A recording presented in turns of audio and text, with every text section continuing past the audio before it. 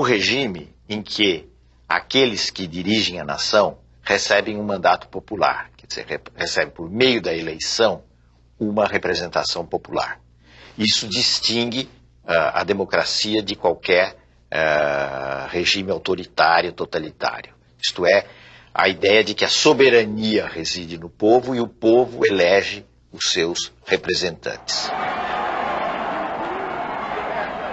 Mas de tal maneira identificou-se o colégio eleitoral com o povo, que hoje nós não sabemos o que é direta e o que é indireta. Sabemos apenas que o povo será vitorioso.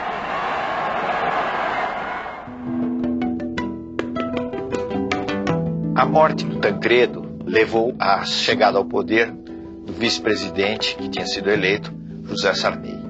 Na realidade, o Sarney assumiu em meio a muitas desconfianças políticas, porque havia uma diferença sensível entre o presidente eleito e o vice. O Tancredo era um homem moderado politicamente e que vinha longamente combatendo o regime autoritário. Então ele tinha um crédito de confiança grande.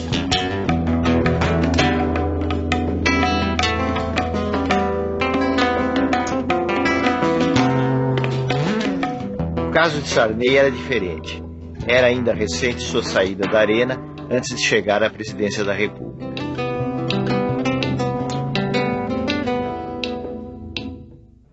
O Sarney manteve o SNI, o Serviço Nacional de Informações, como um órgão que vinha da ditadura e que ele entendeu que poderia ser adaptado a um outro contexto.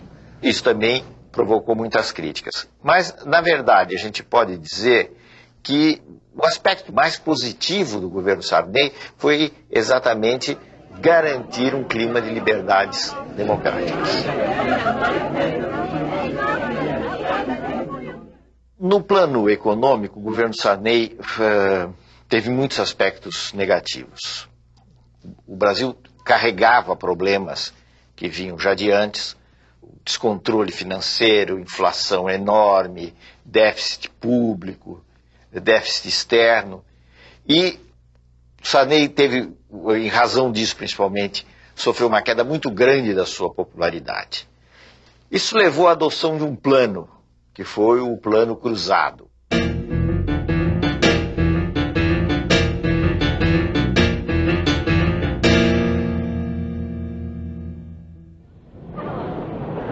Se propôs um aumento imediato de salários, um congelamento de preços, e essas duas coisas juntas não funcionaram. Quer dizer, o congelamento mais o aumento salarial levou a uma busca de bens de consumo enorme por parte da população. Foi um momento de euforia, vamos dizer assim, da sociedade. Preocupado com a explosão de consumo que levaria a uma inflação de demanda, o ministro Funaro pede à população para poupar. E a forma de ajudar é poupando. Se eles consumirem um pouco menos, nós estamos consumindo 30%, 40%, 50% acima do ano passado. Vamos consumir um pouquinho menos para dar mais tempo para que as empresas produzam mais. E guarda esse dinheiro na poupança. É uma grande forma de ajudar o Brasil. Em fins de 1986, o Plano Cruzado já fazia água, visivelmente, para os técnicos, para as pessoas que tenham maior compreensão da economia, das dificuldades, o plano fazia água. Agora, isso não era ainda claro para o conjunto da população.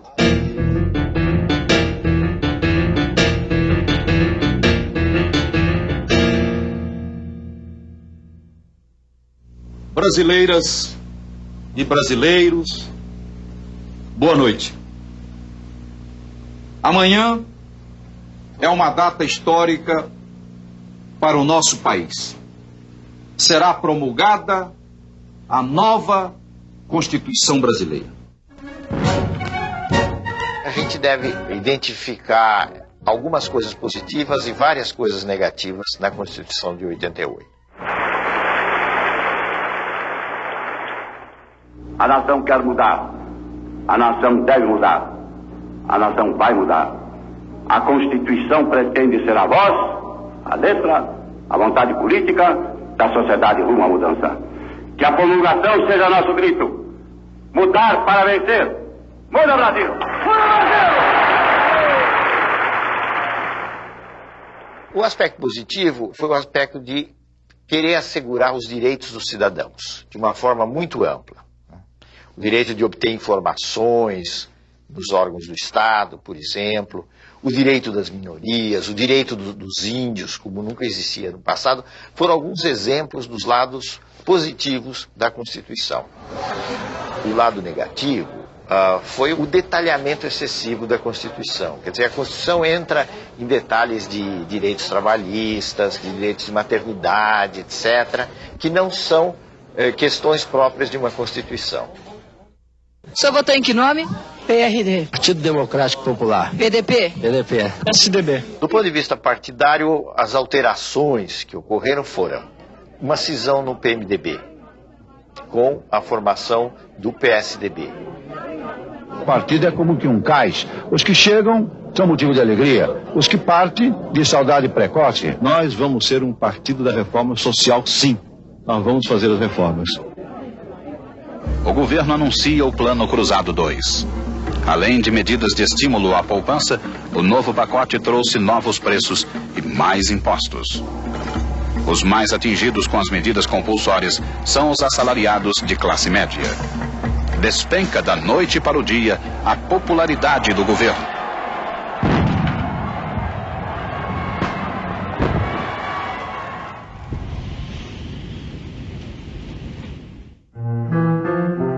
O fim do governo Sarney foi bastante melancólico. O Brasil acabou decretando uma moratória, deixou de pagar a sua dívida externa, e ao contrário do que muita gente pensa, isso representou um sério golpe nas finanças brasileiras. As eleições da sucessão do presidente Sarney surgiram vários nomes. Brizola naquele momento, teve o seu, digamos assim, o seu apogeu como candidato à presidência da República. Porém, a disputa acabou concentrada no segundo turno entre Luiz Inácio Lula da Silva e Fernando Collor.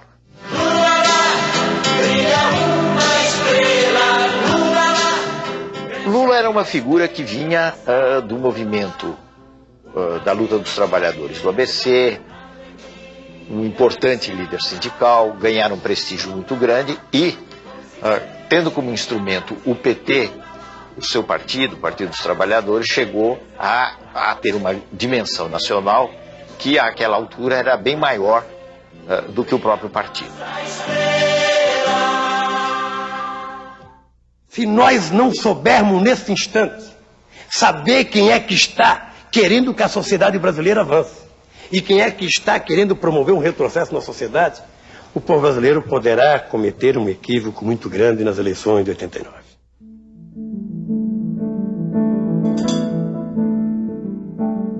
O Collor era uma figura que vinha, primeiro, de um estado pequeno, vinha de Alagoas. Segundo, não tinha nenhuma máquina partidária que o apoiasse. Em terceiro lugar, ele usava o marketing e usava certos temas de moralização com muita eficácia. Foi o caso da campanha contra os marajás, que iludiu muita gente, porque ele se apresentava como alguém que ia combater os altos vencimentos de um determinado setor do funcionalismo público. Eu confio no Brasil. Eu confio no futuro que está reservado à nossa pátria. Com trabalho, com experiência administrativa como eu tenho, com coragem, com determinação política e no exercício da autoridade de presidente da República, nós haveremos, com a ajuda de todos aqueles que desejarem se incorporar nesse processo, de construir um Brasil novo, de construir um Brasil melhor, de construir um Brasil de que se orgulhem todos os seus filhos. Boa noite, minha gente. Esse foi um embate muito renhido e, como nós sabemos, o Collor acabou se elegendo presidente da República.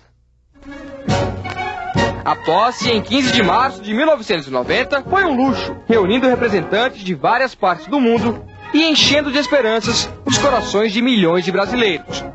Aos fiscalizados, aos descalços, àqueles que querem justiça social no país para poder viver dignamente. todo mundo dizia ele vai fazer alguma coisa com a economia, porque havia um desarranjo geral, a inflação estava num nível absolutamente insuportável, era preciso fazer alguma coisa. E Collor dizia, eu tenho uma bala só do combate à inflação. E o que ele tentou no plano econômico, hoje nós sabemos, foi uma medida de uma ousadia imensa, que foi o sequestro, ou se quiserem, para ser mais benévolo, o congelamento dos depósitos bancários, na prática, não é? E, inclusive, abrangendo poupança, outras formas de rendimento, etc. O plano Collor provocou um choque, vamos dizer assim, na população. Houve realmente uma queda pronunciada da inflação, mas essa espécie de plano milagroso, ao longo do tempo, foi se revelando muito menos milagroso e conduzindo o país às dificuldades econômicas. Primeiro, a uma recessão.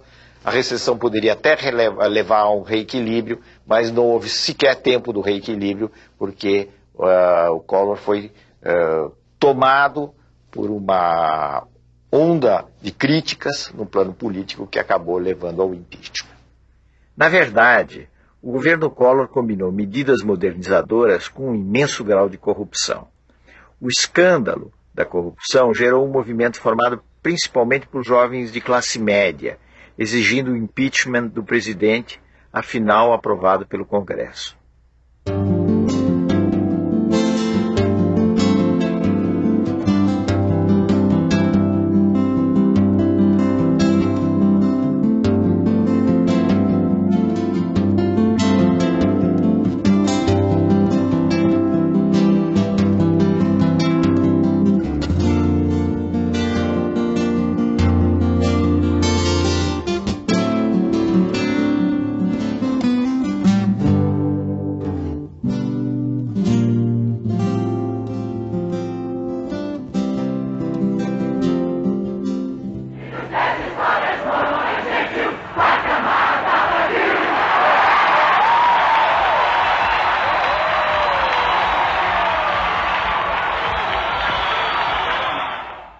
A lição que nós tiramos do impeachment é uma imensa lição.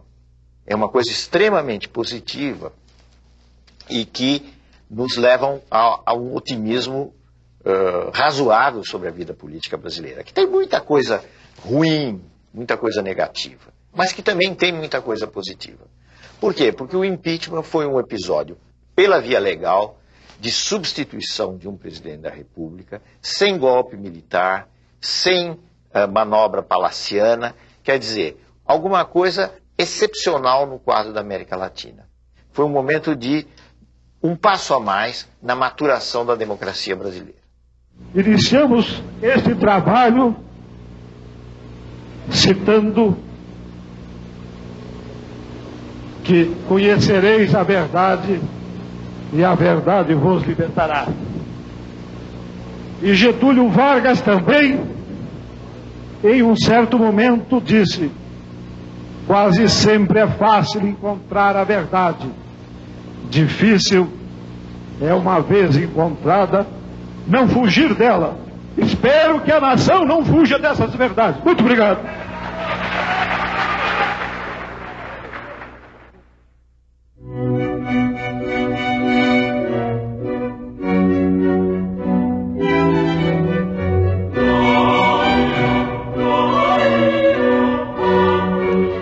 No plano mundial, um dos acontecimentos mais importantes e que se reflete em todos os países, portanto no Brasil também, foi a crise da União Soviética e o fim da União Soviética. O fim, simbolicamente, foi representado pela queda do Muro de Berlim. Com o fim da União Soviética, a crise na Rússia, o que nós tivemos foi o fim da Guerra Fria, que dividia o mundo em dois campos e alterou muito as relações políticas no mundo, e o início de um processo que nós podemos chamar de plena hegemonia americana. A globalização é uma interpenetração, digamos assim, econômica e financeira que se dá em todo o mundo, não de uma forma igual, porque existe um centro hegemônico da globalização, que são os Estados Unidos. Mas eu diria que a globalização tem possibilidades positivas. O intercâmbio comercial, cultural entre as nações é em si mesmo um fator desejável e tem riscos reais, porque a globalização, se não houver medidas no sentido de limitá-la ou de alguma forma regulamentá-la, a globalização tende a acentuar desigualdade entre países ricos e países pobres.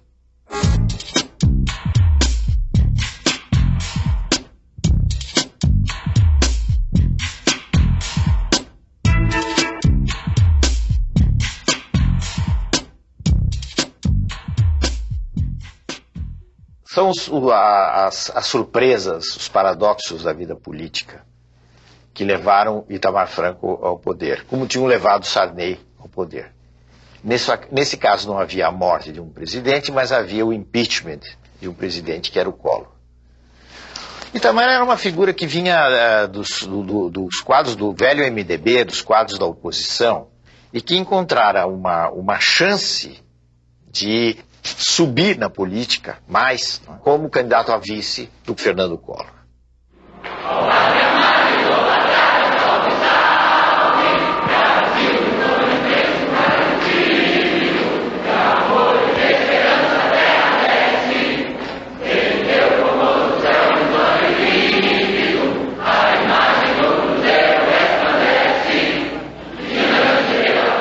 Compromisso do Presidente da República. Prometo manter, defender e cumprir a Constituição, observar as leis, promover o bem geral do povo brasileiro, sustentar a união, a integridade e a independência do Brasil.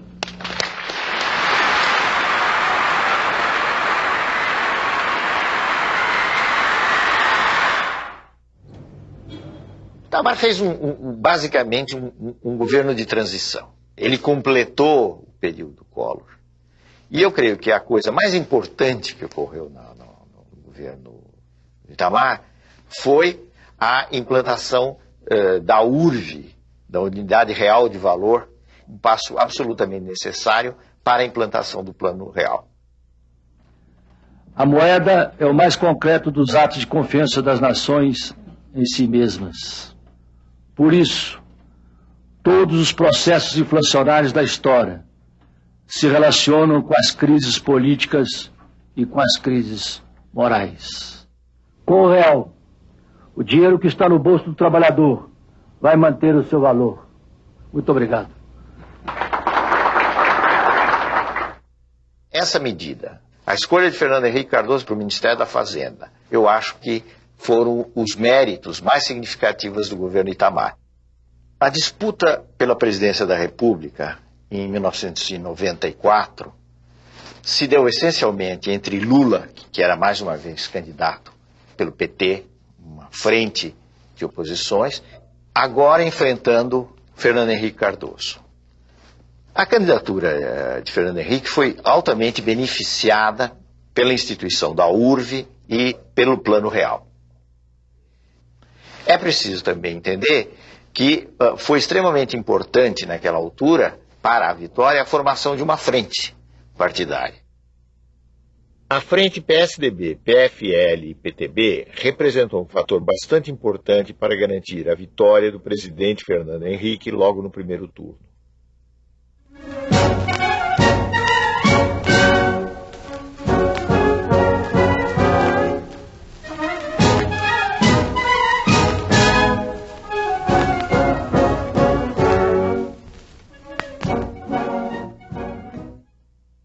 O Plano Real apresentou muitas diferenças com relação a planos anteriores.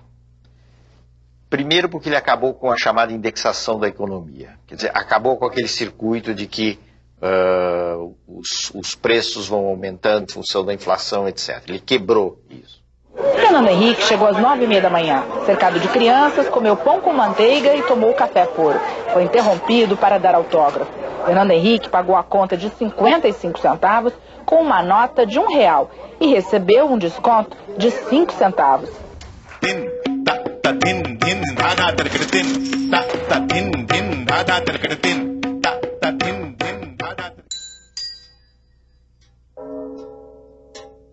A partir dos anos 80, em todos os países da América Latina, ocorreu uma, o que se chama uma crise do Estado, uma crise das funções que tinham sido as funções tradicionais do Estado. Quais eram essas funções tradicionais, que vinham, digamos, de 1930 para frente? Eram as funções de um Estado que tinha um papel importante de financiar a economia, financiar o desenvolvimento econômico, controlar, ser dono, inclusive, de empresas nas áreas estratégicas. Tudo isso levando a um desenvolvimento que tinha o Estado como eixo. No caso brasileiro, a tentativa de mudar esse modelo do Estado, tornando mais flexível, privatizando serviços, começou de uma maneira muito tímida no governo Sarney. Avançou algo no governo Collor, mas foi no governo Fernando Henrique que se deram as privatizações de empresas importantes. Declaro vendida as ações da Teleste Participações S.A.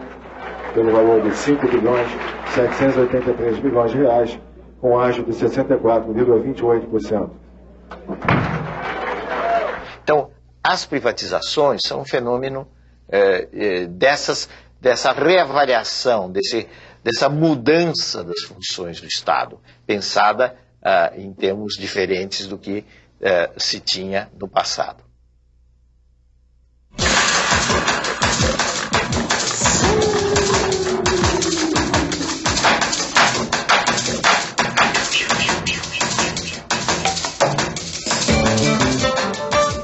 A característica do governo Fernando Henrique, do ponto de vista político estrito, vamos dizer assim, foi a existência de 2 mandatos, isto é, houve 2 eleições, a primeira e uma segunda, que levaram a 8 anos desse governo. A hipótese de reeleição não existia no nosso sistema republicano. Ela foi votada no Congresso, né, através de uma alteração da Constituição, e foi por via dessa alteração da Constituição que se deu a possibilidade de Fernando Henrique voltar a se candidatar em eleições disputadas mais uma vez contra Lula e que ele veio a vencer. O primeiro mandato foi basicamente a consolidação inicial do real e as reformas da Constituição e a tentativa de fazer algumas reformas que são necessárias, a Previdência, a da administração pública, etc. Bom, essa tentativa foi frustrada até certo ponto, porque a reforma da Previdência não foi feita. Então, eu diria que nós avançamos bastante no primeiro mandato, né, no que diz respeito à parte econômica, quebra de monopólios, etc. Bom, o segundo já foi caracterizado pelas turbulências da globalização, porque ele se iniciou sob a crise do México, que foi em 98, 99, e foi uma crise atrás da outra. Então, qual foi o trabalho no segundo mandato? A despeito de tudo isso, manter o Brasil razoavelmente bem. Apesar das turbulências, crescemos pouco, mas crescemos. No conjunto, o mais importante para mim é outra coisa. É democracia e é um clima de respeito, de tranquilidade. Um clima que permitiu e permite que as pessoas exponham seus pontos de vista com toda a liberdade. Acho que isso é importante para que o Brasil possa realmente ser uma democracia, que não é fácil, por causa da desigualdade e da pobreza. As privatizações funcionaram em alguns casos, em outros não. Houve esse clima de maior responsabilidade do Estado, o gasto vinculado com a arrecadação, não se gasta o que não se tem, né? Isso é a lei da responsabilidade fiscal. Esses são os aspectos, digamos assim, mais positivos de todo esse período. Mas o governo Fernando Henrique Cardoso teve grandes méritos na projeção do Brasil no exterior, na consolidação das instituições e como exemplo de afirmação definitiva da democracia no país. Alô, Marciano. Alô, Marciano. Câmbio. Alô, Planeta Primeiro. Agora, o Brasil continua um país desigual. Os níveis das diferenças não foram quebrados, isso não é fácil. Houve uma redução de desigualdades logo depois do Plano Real. O Plano Real teve esse efeito muito positivo, mas ao longo dos anos, a distribuição de renda voltou a apresentar os mesmos resultados negativos.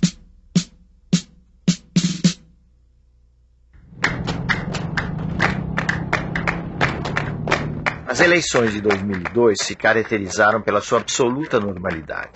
A nítida vitória de Lula rompeu muitos preconceitos, representando um fenômeno novo na história do Brasil.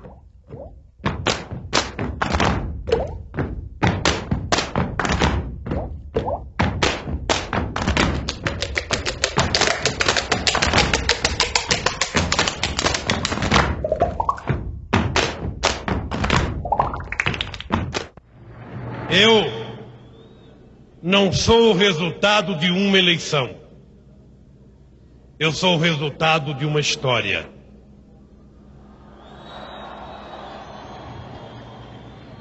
Eu estou concretizando o sonho de gerações e gerações que antes de mim tentaram e não conseguiram.